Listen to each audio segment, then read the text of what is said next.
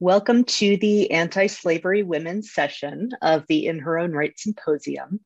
My name is Lindsay Van Tyne. I'm a member of the In Her Own Right team, and I will be moderating the session. So first, a couple of housekeeping notes. We will be putting links and information for you into the chat box throughout the session, and you can access that by clicking on the chat icon at the bottom of your screen. However, please note that unlike in a regular Zoom meeting, you will not be able to type into the chat box yourself. Instead, if you have a question or need assistance, you will use the Zoom Q&A function, which can be located by clicking on the Q&A button at the bottom of your screen. And finally, you're welcome to ask questions of the panelists via the Q&A at any time throughout the session, but note that we will be reserving them for the end of the panel. So with that out of the way, I'd like to briefly introduce our two panelists and note that links to full bios and paper abstracts are available in the chat. First, we'll have Beverly Wilson Palmer, who is a research associate in the Department of History at Pomona College, and whose talk is titled Black and White Women Crusading Together, the Philadelphia Female Anti-Slavery Society from 1855 to 1870. We'll then have Natalie Joy, who's an associate professor of history at Northern Illinois University, and whose talk is titled Native Women's Activism in the American Anti-Slavery Movement. So we will start with Beverly.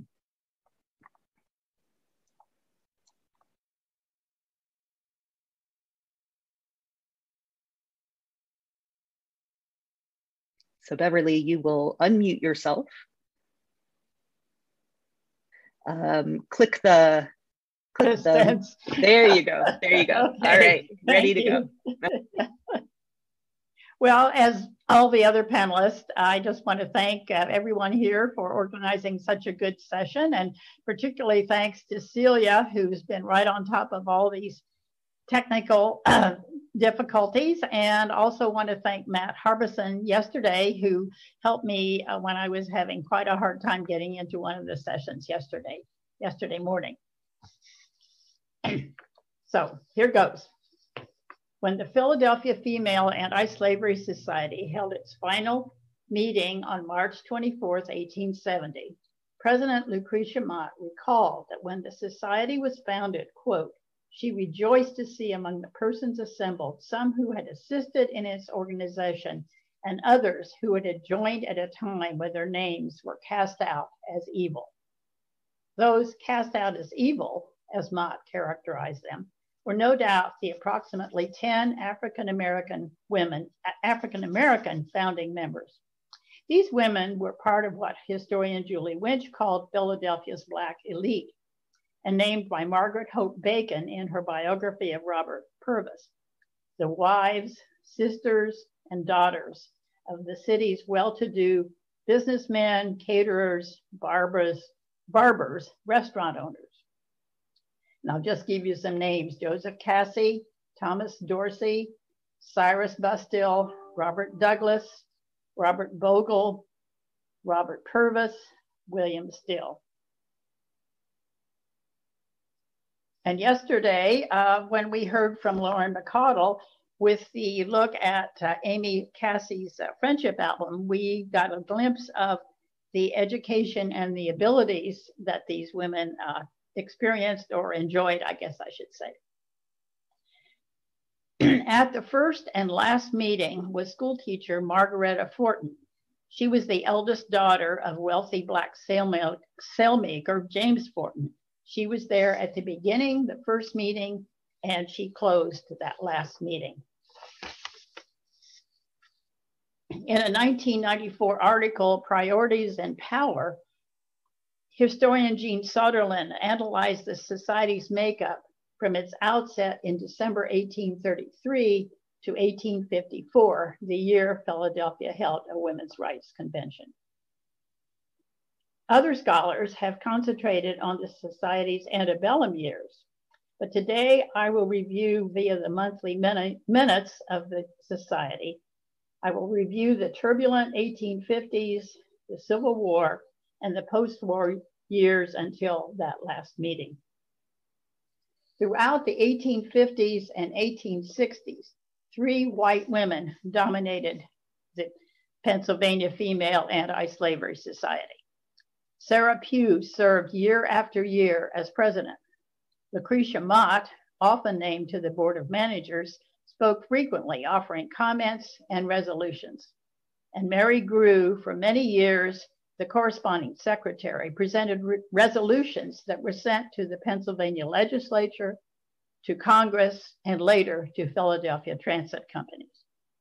Of the Black women, Margaretta Fortin was one of 4 Fortin women who helped found the society. And originally, she and Sarah McCrummell, wife of a Black dentist, served on the committee that drew up the Constitution for the society. Thereafter, Margaretta Fortin was occasionally named to the Board of Managers. She served as Secretary Pro Tem at times. She was also named to special committees, such as one in 1863 to gain signatures on a petition to abolish slavery. Other Black leaders were Fortin's sister, Harriet Fortin Purvis, and Sarah Mapps Douglas. We heard a lot about Sarah Mapps Douglas last night at Margaret Jones's talk. And she was the daughter of founding member Grace Bustill Douglas. These women were regularly named to the Fair Committee. And the Fair Committee was extremely important to the society during the 1840s and 50s. By 1862, these fairs had raised $32,000 for anti-slavery cause. And the fair certainly dominates the society minutes throughout the 1850s. Yearly fair committees were composed of 20 to 30 women. And even in November 1861, when the country was at war, Harriet Purvis moved to continue the fair, and it was held the next month. But by January 1862, the group decided to abandon this lucrative activity in the, quote, general hope that the war would end slavery and, quote, our cause will not require the need of another fair. The Female Society welcomed visitors, male and female, Black and white. Outside lectureship series like one for Frances Ellen Watkins, the Black anti-slavery leader, whose name is well known to you. Anyway, a lecture like that was recommended in April 1857. White and Black abolitionists, such as James McKim and Robert Purvis, frequently visited the society meetings. Minutes from the May 12, 1853 meeting record that Sojourner Truth spoke, quote, in her own appropriate way. In November 1857, Harriet Purvis introduced Sarah Remond, the well-known Black lecturer, who spoke about her anti-slavery work in Ohio. The diarist Charlotte Fortin, niece of Margaretta and Harriet Purvis, visited in 1858 and 1859. Anne Preston, a white doctor, one of Philadelphia's first female doctors, spoke in May 1860. 2 escaped slaves from South Carolina visited in September 1862. Anida Davis, another escaped slave from Alabama who had attended Oberlin College, spoke in June 1863. Soderlund writes that the active members of the society had dwindled from a high of 71 in 1838 to just 38 in 1848. However, we see in the 1850s and 1860s that new members continued to join. In February 1854, the society welcomed 7 new members. Again, in May 1863, the minutes state that the society, quote, rejoiced that new and younger women were joining. And each year, some minutes announced a new member. Of course, some women moved away or died. For example, Black member Amy Casey had moved to Salem, Massachusetts in 1850 when she married Charles Remond. During the 1850s, two events consumed the interests of the society meetings. One, the plight and attempted capture of escaped slaves, and two, John Brown's invasion of Harper's Ferry in 1859. Regularly, the women discussed and endorsed efforts to hide or prevent the retaking of these escaped slaves. For example, in September 1855, the Society issued a lengthy protest against the jailing of Passmore Williamson, a white Philadelphia abolitionist, when he rescued Jane Johnson, a slave from North Carolina, and her two children. The Society deplored the presiding judge, John Kane's, quote, tyrannical usurpation of power in sending Williamson to prison. Later, the Society went even so far as to mark the death of Judge Kane in April 1858. Lucretia Mott regretted, quote, that no resolution had been prepared expressing satisfaction that the flying bondsman had no longer cause to fear the power of this office. Second, the 1859 Harper's Ferry raid. This raid presents an ends versus means dilemma that was to challenge the mostly Quaker organization again during the Civil War years. Could slavery end by moral suasion alone, as Mott and other Quakers maintained? The Society issued endorsements of John Brown's goal in his vain attempt to free the slaves in Northern Virginia. But it also added criticism of John Brown's violent means to bring about this end. In a special meeting, the Society resolved to cordially sympathize with Brown and his noble effort and hail him as a martyr. However, the Society noted the raid was, quote, a solemn warning that the United States should abolish slavery only by peaceful measures, lest the system be, quote, overthrown in blood. The anti-slavery cause must be pursued with, quote, animated vigor and not weapons of physical warfare. Per usual procedure, this resolution was sent to the Anti-Slavery Standard and other papers that would publish it. At times, the local papers would not publish these resolutions. Mary Grew reported in 1862 that the Philadelphia Ledger and the Evening Bulletin required payment in order to include such statements in their coverage. Reading the minutes of the year 1860, one would never know the turmoil leading up to the controversial election that made Abraham Lincoln president. Instead, for example, a letter from Charles Sumner was read in 1860, and Theodore Parker's death was mourned. Concern about fugitive slaves continued. Plans for the annual fair went on. Nor do these minutes offer any comment on the secession over slavery. But in January 1862, as I noted before, the society agreed to discontinue the fair because of the war. A resolution issued in March 1862 stated that the recent refusal of the military to return contraband slaves to their masters and the forthcoming emancipation of slaves in the District of Columbia testified, quote, the hour is at hand when abolition will be adopted and cherished as the cause of the American nation. Despite military defeats and Lincoln's caution, the Society's optimism continued. In June 1862, another resolution stated that nothing could delay the progress of events, and I'm quoting here, inevitably leading to the destruction of slavery. No weakness from the Lincoln administration or Congress, quote, can avert or long delay it.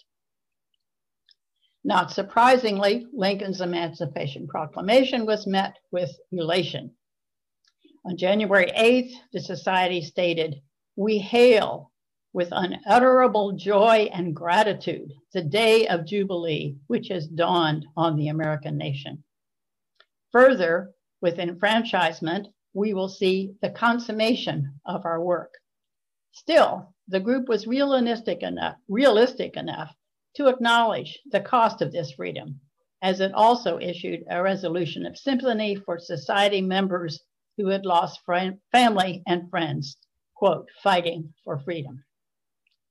Significantly, as early as 1863, the society had used the word enfranchisement in its resolution. This, of course, was years before the vote for freed slaves became a cause, even before their freedom had become part of the United States Constitution. Again, in September 1865, Mary Grew asserted the need for Black suffrage, and suffrage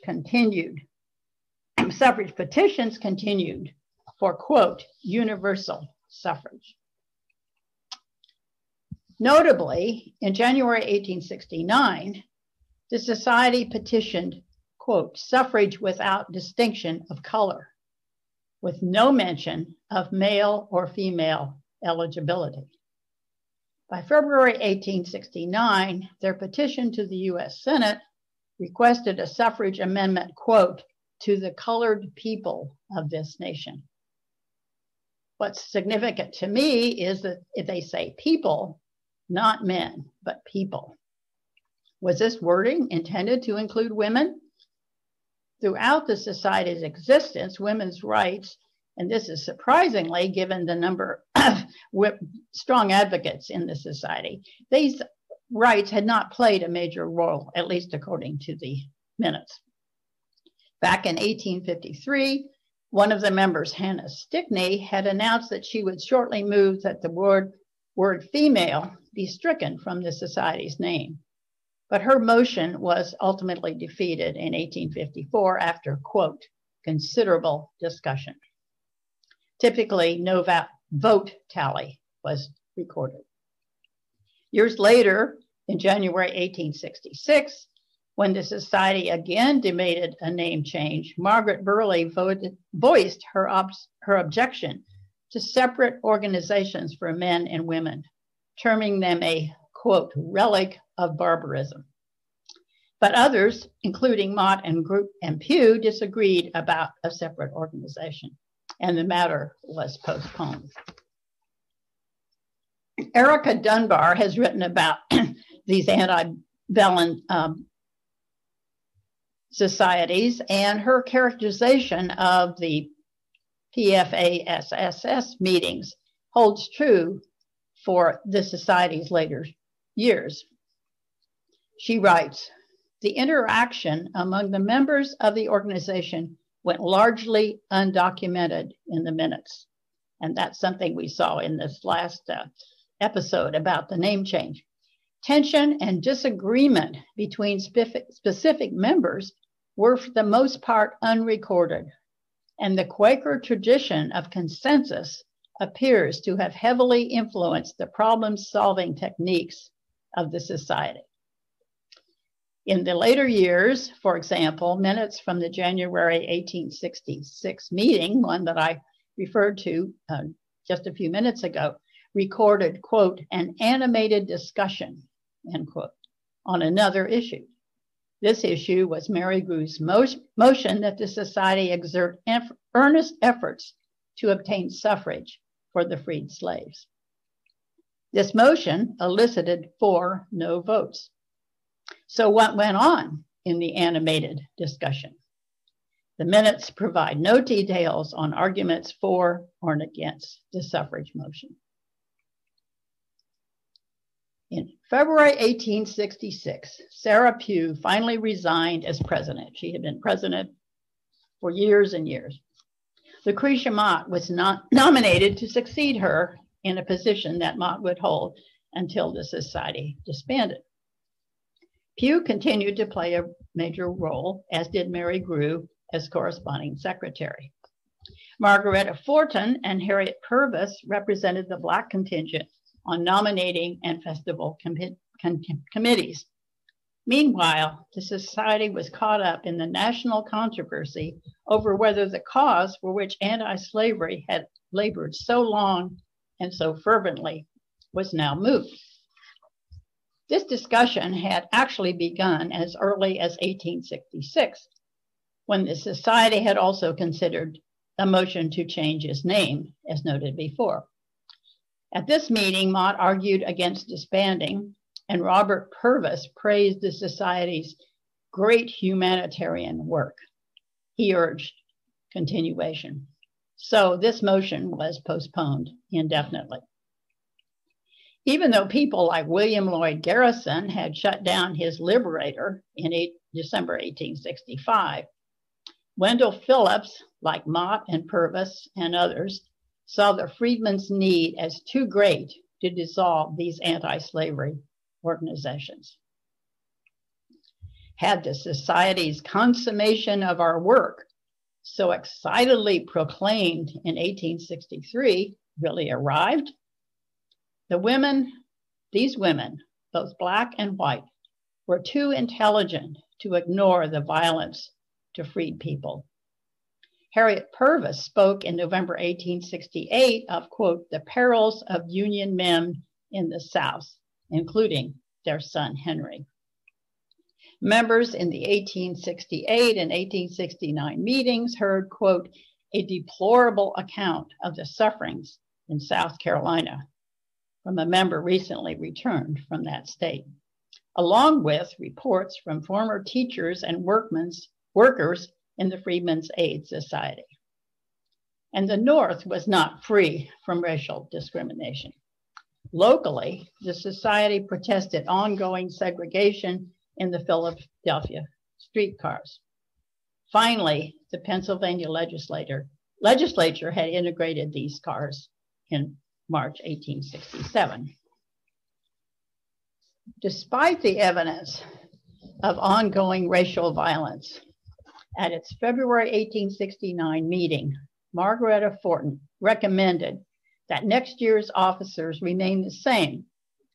She said, considering our anti-slavery work so near its close.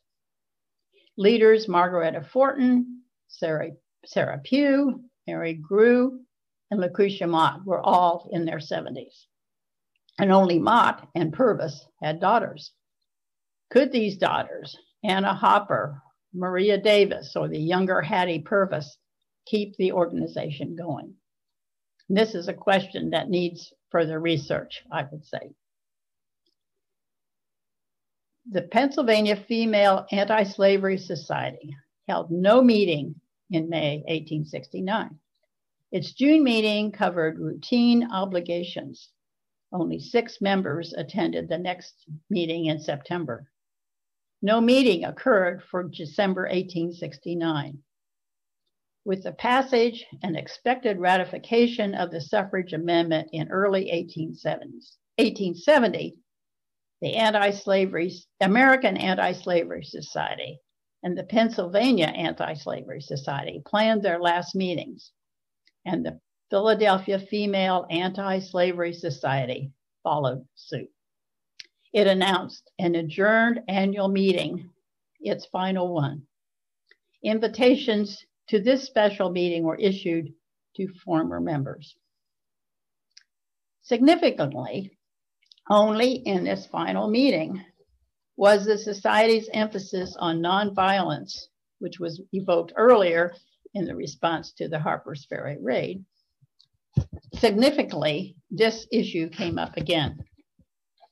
Lucretia Mott affirmed that the society had always relied upon, quote, appeals to the moral sense and the intelligence of the people. It had never insisted upon the overthrow of slavery by violence, I'm quoting here. Mott hoped this example could be useful in succeeding enterprises of a similar kind. Surprisingly, during the bloody Civil War years, no minutes raised this issue of nonviolence. But many Quakers would continue to echo Mott. Abolition would have eventually come about through moral suasion without bloodshed. If the minutes reflect the dynamics of this society accurately, Black women, with the exception of Harriet Purvis and Margaretta Fortin, appear to have played only fairly minor roles in the society's later years. Still, it was Margaretta Fortin who offered the final resolution that since the United States had ratified the 13th, 14th, and 15th Amendment, quote, the object for which this association was organized is thus accomplished.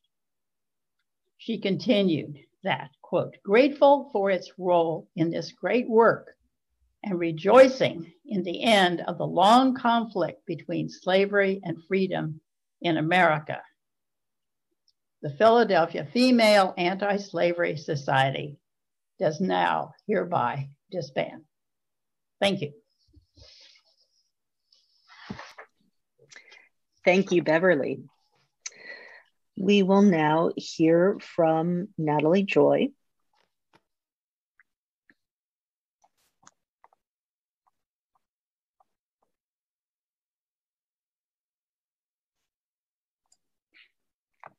Just give me 1 second, everyone. I have a presentation I'm going to make available to you. So it'll just take a second.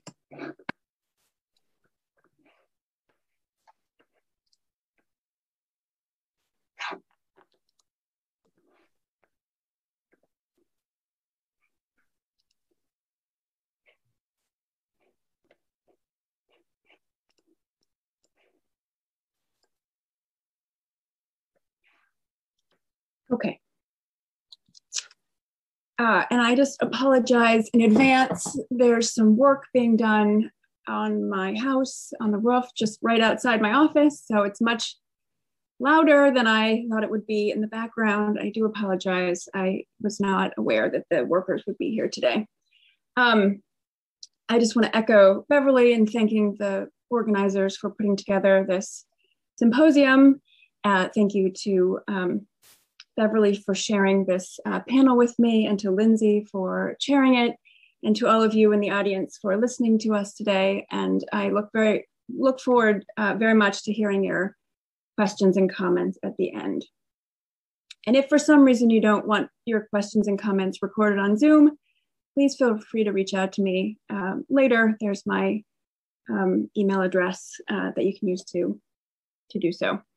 So I'll be talking today about Native women's activism in the American anti-slavery movement.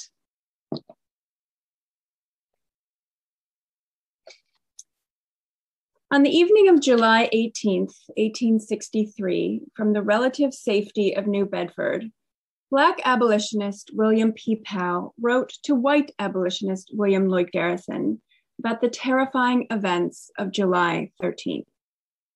For 6 hours, Powell, his wife Mercy, and their 7 children had been held hostage in their home by an angry mob of Civil War draft rioters before they managed to escape through the building's roof. Powell, who had only recently returned to the United States after a decade abroad, was heartbroken. My family, he reported to Garrison, was stripped of everything except the clothing in which they escaped. For 3 decades, William and Mercy had been active in the anti-slavery movement, first in New Bedford, Massachusetts, and then in New York City, where they operated a boarding house for mariners of color. In 1851, the Powells moved to Liverpool, where they continued their anti-slavery work. In 1861, they returned to the United States and opened a new boarding house in Lower Manhattan. It was there, just 2 years later, that they found themselves the target of a racist mob. Missing from William Powell's account of his family's harrowing ordeal is any mention of their Native American ancestry. According to his 1846 passport application, William was, quote, of a mulatto color, but of Indian extraction, end quote, though the particular source of his Indian ancestry is unknown. Mercy's Native ancestry is more consistently and clearly documented. Her mother was Gay Head Wampanoag, and though her family lived on the mainland for a number of years, they remained connected to the Gay Head community on Martha's Vineyard. The choices made by some of the Powell's children later in life suggest that they too primarily identified as Indian. Historians have generally classified abolitionists with Native ancestry as African American, even when there is significant evidence that they identified as Indian.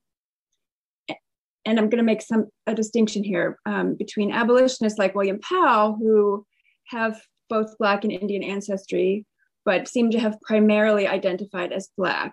That seems to be the case for William Powell. And then other abolitionists like Mercy Powell, who identified primarily as Indian, or more specifically, Wampanoag in her case, or Nipmuc Narragansett. Although they may have simultaneously, Native abolitionists may have simultaneously understood themselves to be part of a broader category of what in the antebellum era was called colored people. And that term, quote unquote, colored, as historian Joanne Pope Mellish has argued, was part of a vernacular language of race in the antebellum North. So that Native people, including those of mixed ancestry, like Mercy, like William, might have also understood themselves, or I should say like Mercy, not like William, might also have understood themselves to be quote unquote colored, like African Americans with whom they married, worked, and lived. But I also want to make clear that to embrace that identity as a person of color doesn't mean that a person like Mercy would therefore not also consider themselves Native. Those two identities could coexist.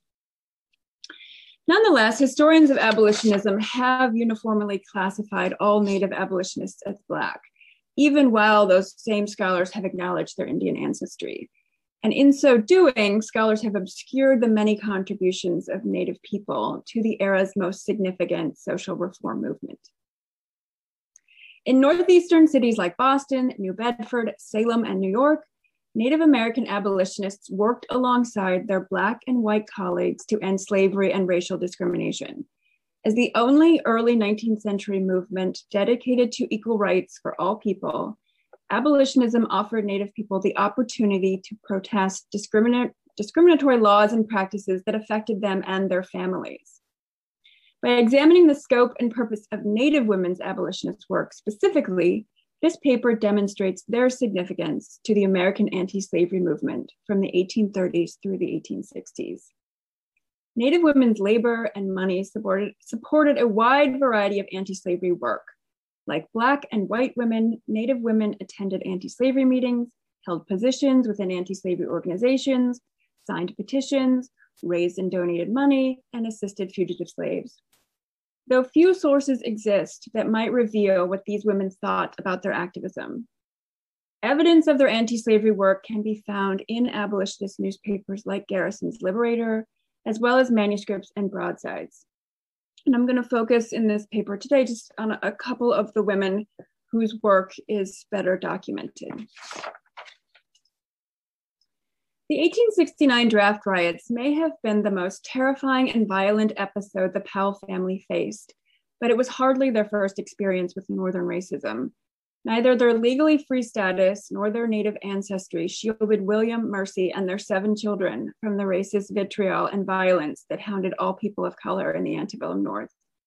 Even if they and their loved ones had never been enslaved, the institution of slavery, William noted in 1843, quote, branded every man, woman, and child that wears a colored skin, end quote. It was a brand that Mercy knew as intimately as her husband. Like other Native Americans in the 19th century Northeast, particularly those who had Black ancestry, Mercy's native identity, her Indian identity, was obscured by a hardening racial binary that presumed the absence of Native people. And this is most clearly evident in the federal census in this period of time, which doesn't have a category. It categorizes people according to race, but it doesn't have a category for Indian. It has 3 categories, Black, white, and mulatto, but no category for Indian until 1870. So at least that, from the state, there's no recognition of Indian ancestry, and this is also reflected in the general white population. Thus, when in the 1840s, a New York City train conductor told Mercy and William that they had to sit in the car's quote unquote colored section, it was likely because he assumed that Mercy was Black. In a similar occurrence, while dining on a ship en route to Canada, the entire Powell family was denied a seat at a table reserved for whites. It was this shared experience of racism that helps explain why abolitionism appealed to Native people who lived in the Northeast. There, Native Americans participated in interracial anti-slavery organizations that sought to end slavery and dismantle Northern prejudice. This is evident in New Bedford, Massachusetts, where the Powells first became involved in abolitionism in the early 1830s. The city was home to a large and well-organized and interracial anti-slavery community that included Native abolitionists. A number of New Bedford's abolitionists were Dartmouth Indians, including descendants of Paul Cuffey, the famous ship captain. His daughter Ruth, Cuffey's daughter Ruth, and her sons were involved in the city's anti-slavery movement.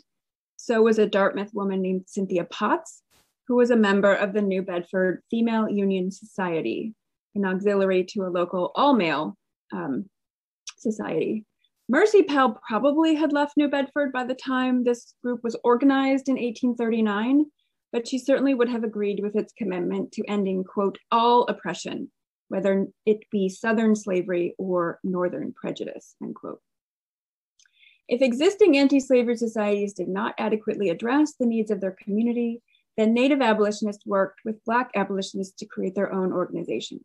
In 1840, not long after moving to New York, the Powells helped to found the explicitly interracial and egalitarian Manhattan Anti-Slavery Society as an auxiliary to the American Anti-Slavery Society. William served as its secretary, as you can see there on the slide, and Mercy was on the board of managers.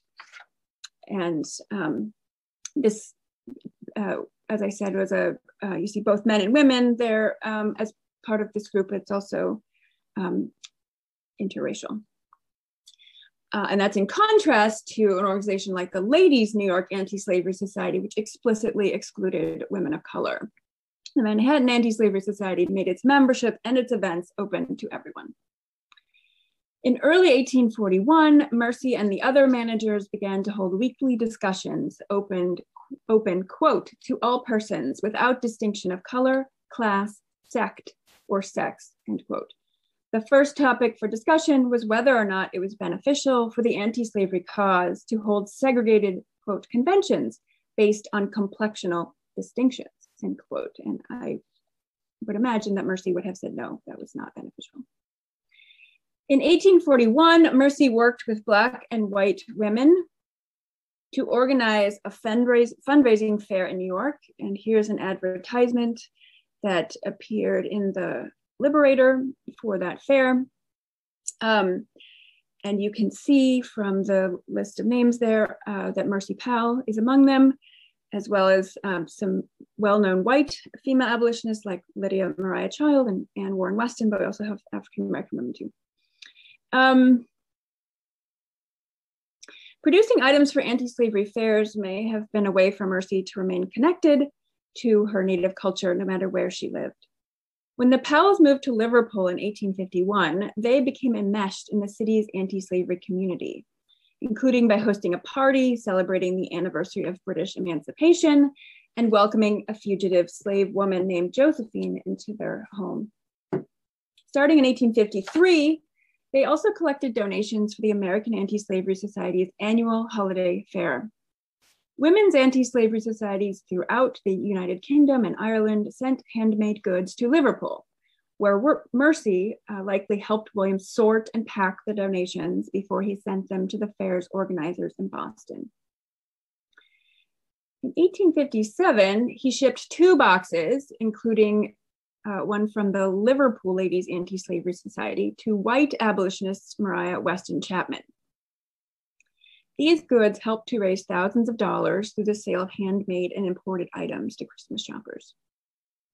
Though her physical distance from Gayhead had widened after the Powells crossed the Atlantic, making items for the fair may have enabled Mercy to remain connected to Wampanoag culture. Included in the boxes that William Powell sent to Boston was an inventory listing all of the goods enclosed, as well as who had made them. It reveals that in addition to soliciting and collecting donations, Mercy had produced a number of pieces herself. Along with a variety of clothing and household goods, she contributed a bead mat, which her husband hoped might realize a handsome profit at the fair. And here is just a small piece of that inventory showing some of the items that Mrs. Powell produced: a pair of crochet shoes, a pair of worked slippers, a smoking cap, and then the very last line there, a bead mat. Though Mercy was not the only woman to make a bead mat for the anti-slavery fair, in its design, colors, and materials, hers may have reflected her Wampanoag culture. Unfortunately, the inventory doesn't give me enough detail to be certain about that. Nevertheless, it's possible that creating goods for this and other anti-slavery fairs helped Mercy remain connected to Gayhead, even at a great distance.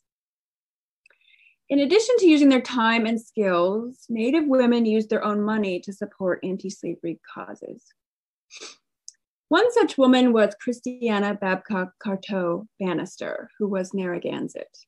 And we're fortunate to have a painting of her done by her husband, Edward Mitchell Bannister, who was primarily a landscape painter. He was a Black man, originally from Canada, I believe from New Brunswick. He's primarily known as a landscape painter. That's what most of his work that survives is of, but some portraits, and he painted his wife. He was her second husband. Christiana was active in the abolitionist movement from her home in Boston. A hairdresser and dermatologist by profession, she advertised her services in the Liberator and counted William Lloyd Garrison's wife, Helen, among her customers. The demands of running a small business seem to have hampered Christiana's ability to regularly attend anti-slavery events outside of Boston, but she nonetheless remained involved in the movement. She sold tickets for anti-slavery events at her shop and signed petitions protesting Boston's segregated schools in the 1850 Fugitive Slave Act. Furthermore, even if her business constrained Christiana's ability to travel, its financial success enabled her to donate modest sums to the anti-slavery cause.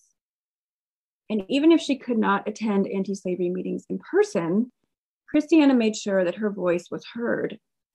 In 1859, she sent a letter with her husband to the New England Colored Citizens Convention that her close friend, Black abolitionist William Cooper Nell, read aloud. Unfortunately, its contents were not recorded. All that was recorded was that the letter from her was read. So we don't know, unfortunately, what she had to say, just that she did have something to say. Christiana's most significant contribution to the anti-slavery cause was organizing a sanitary fair in Boston during the Civil War to raise money for, quote, disabled colored soldiers and their families, end quote. And here's broadside advertising that fair. It was, excuse me, a fair to raise money for men serving in Massachusetts, 3 segregated regiments. There's an advertisement for it, and here's an appeal to the public for donations for the fair, and you can see in the text that Mrs. Actually, I guess in this particular instance, it says that the president is Madame Carteau Bannister, which was how she was known professionally. That was her, she called herself Madame Carteau or Madame Carteau Bannister after she was remarried. She was the president of the Colored Ladies Sanitary Commission, which organized this fair. The president and organizer, and it was her idea to have it. Perhaps because at least one of her brothers was serving in the Union Army, Christiana worked hard to ensure that the event was a success, even as she said, quote, neglecting private business, end quote, in order to do so. Planning for the fair had begun the previous spring when she and the other women of the commission began soliciting donations of money and items just to be sold. So I was a slide ahead of myself. Here's that slide. Christiana also used her own money to obtain supplies that she and the other women used to sew items for the fair. Here's another, I'm not exactly sure how this was distributed, but another sort of advertisement for the fair that's about to open in Boston. When the Colored Soldiers Fair opened on October 18th, 1864, in Boston's Mercantile Hall, it was, according to an eyewitness, quote, magnificent. White and Black women from throughout Massachusetts kept watch over tables piled high with goods for sale. Higher value items, including a piano, a lace cape, and a painting by Edward Bannister, were raffled off. In the 5 days that it was open, the fair raised $3,000. Christiana remained connected to her Narragansett culture, and this connection seems to have become stronger over time. She began to run advertisements for her business in the Liberator in February 1854, but it was not until 1861 that these notices made any reference to Native culture. And here is one of those later advertisements, and you can also see, as I had said earlier, that she's advertising herself as Madame Carteau Bannister. One of the remedies in this advertisement was advertised as unique because it was, quote, made from the roots and herbs of the forest, end quote, while a shampoo was made from, quote, a bark which does not grow in this country, end quote. And this is suggesting that she has knowledge of and perhaps access to plants in Narragansett territory in southern Rhode Island. And she had been born in Rhode Island. Okay. The activism of Native abolitionists carried on into the next generation, as did their connection to Native communities. Mercy and William's oldest son, William Powell Jr., trained as a doctor while the family was living in England. In 1863, he opened his own medical practice in New York City, and within a few months, he had joined the Union Army as a contract surgeon at the Contraband Camp Hospital in Washington, D.C. 3 of his brothers also served in the war. Christiana had no children of her own, but at least 1 and possibly 2 of her nieces donated money to the American Anti-Slavery Society after the war. Native women like Mercy Powell and Christiana Carteau Bannister were central to the American anti-slavery movement from the 1830s through the Civil War. They contributed their time, money, and ideas to anti-slavery organizations. Moreover, they made sure that these organizations reflected the diversity of their own families and communities.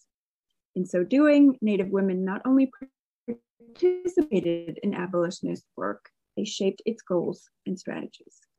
Thank you.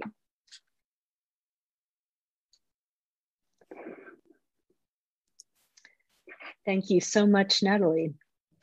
So now we will move to the discussion and Q&A portion of the panel. So Beverly, if you can turn your video and audio back on. Perfect. All right. All right, excellent, excellent. So to reiterate to our attendees, please feel free to use the Q&A. You can locate that at the bottom of your screen, click on the icon, and then you can use the Q&A function to submit questions for our panelists. So please feel free to do that now. I would love to start with a few questions for both of the panelists. I think there is so much rich information and also rich interthreading, between these 2 talks when it comes to the broadening beyond the binary of Black and white to think about participation in women's anti-slavery movements, to think about generationally, the evolution of the anti-slavery movement into the Reconstruction period. One thing that I would love to start with, because I think it gets to the question of sources and methods, is how we recover that involvement. So Natalie, you so eloquently note how Native women's involvement has been obscured because of classification, because rooted in classification structures that go back to that, antebellum period in which there was Black, white, and colored, and, Indian was not a designation on the census, that in some way that has carried into the present, where Native ancestry is obscured. So the question of identifying actors, and then also the question of how much we can get at their, not just their activities, but their experience. Natalie, I love what you said about the letter that Christiana sent to the Northeast Colored Convention that was recorded, but the contents were not. So we don't know what she had to say, but we know that she had something to say. And Beverly, I hear something similar in your paper when you talk about the minutes, especially of this Philadelphia Quaker organization that's biased toward, or moves towards consensus and kind of doesn't always air dirty laundry or, represent conflict in the minutes. And that thus it may be hard to get at maybe some of the issues that where there might have been more conflict, or where Black women might have had a very different perspective.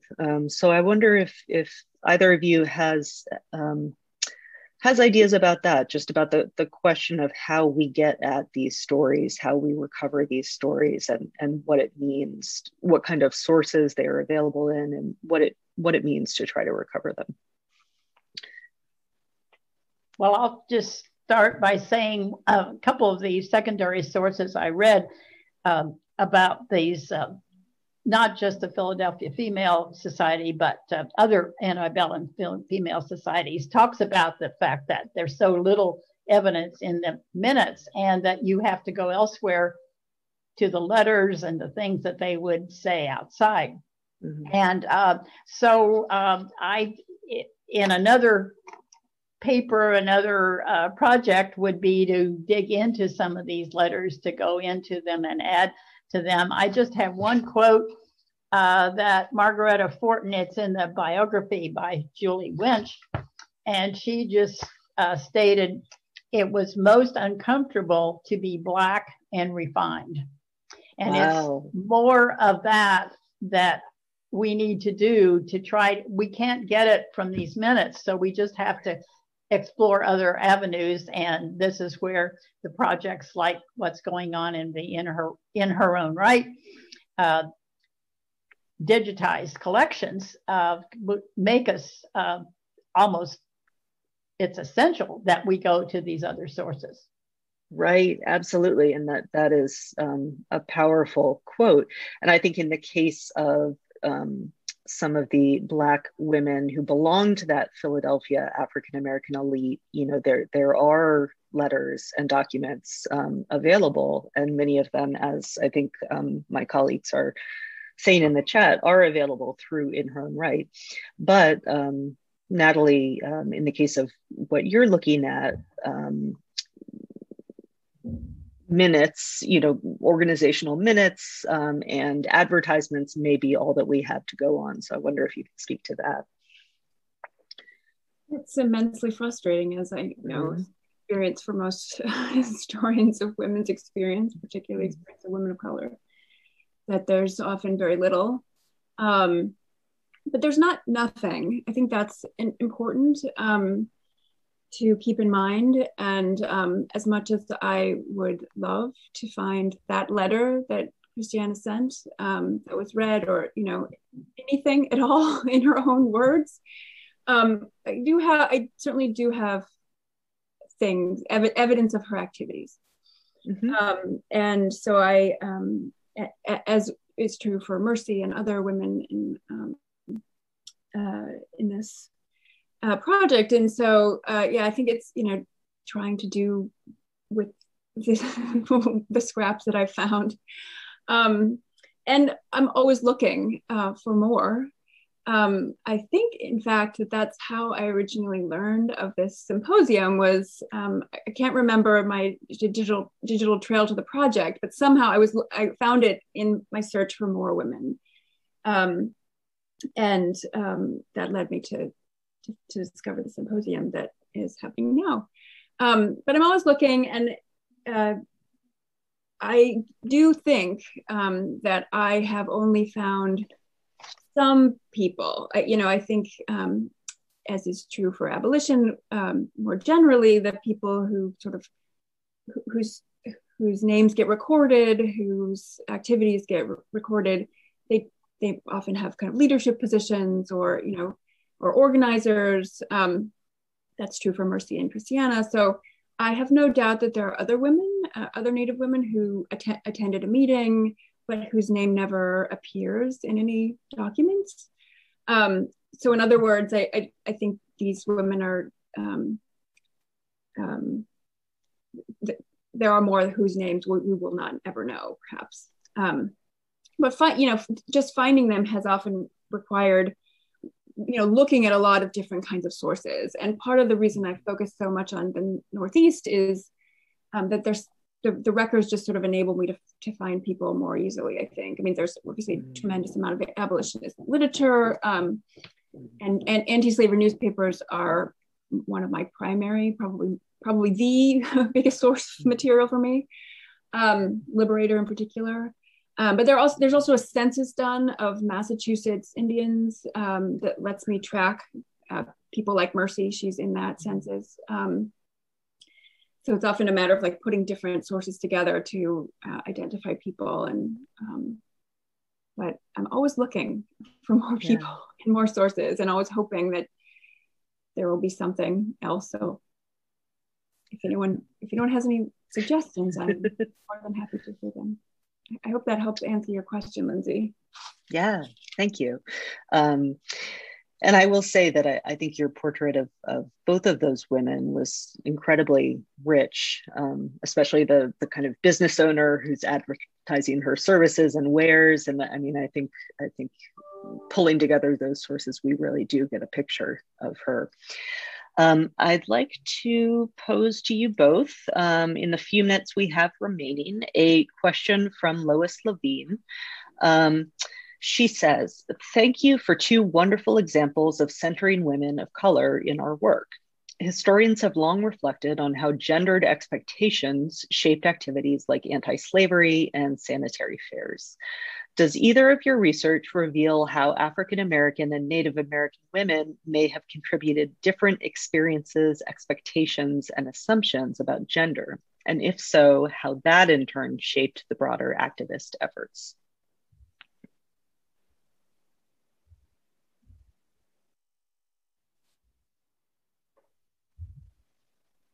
So thank you, Lois, for that question. That's a meaty question with a lot to unpack, but maybe I could turn it to Beverly first, if you'd like to reflect just on the narrower question of in your work, thinking about Black women and how they're thinking of gender.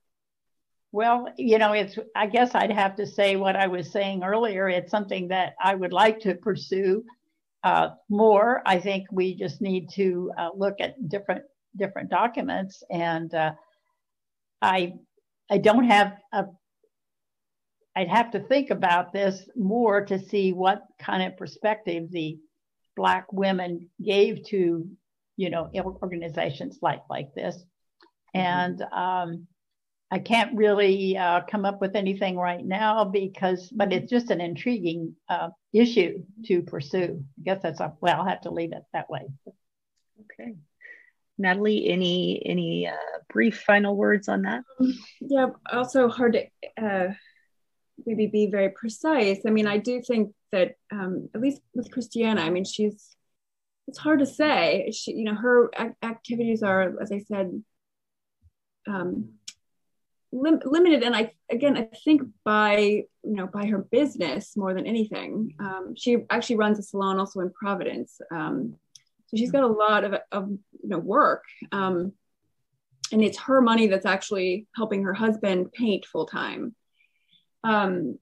So I think that's definitely constraining her ability to attend a lot of these anti-slavery events. But she certainly is, very much assuming this role as an organizer of the sanitary fair and planner, and it's all, her idea and her work. So this is, I'm not giving a very satisfying answer to this question. I know we're running out of time, so maybe continue to think about.